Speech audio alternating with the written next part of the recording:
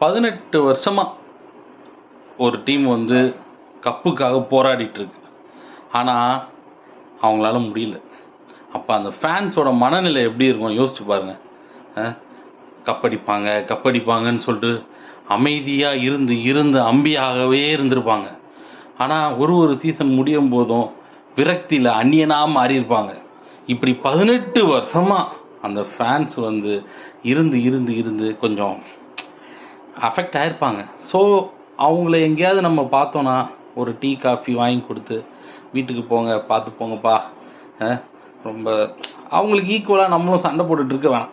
So அந்த ஃபேன்ஸை பார்க்கும்போது அவங்கள கூப்பிட்டு போயிட்டு ஒரு ஹோட்டலில் சாப்பாடோ இல்லை ஒரு டீ காஃபி இல்லை சுகர் கேன் ஜூஸ் அந்த மாதிரி வாங்கி கொடுங்க. சரியா? நம்ம 5 கப்பு ஒரு சாம்பியன்ஸ் ட்ரோஃபி ஸோ என்னென்னமோ வாங்கி நம்ம வேறு லெவலில் இருக்கோம். நம்ம ஈக்குவலாக அங்கே போய் அவங்களோட போய் எதுவும் பேசிகிட்டு இருக்காதீங்க. ஓகே?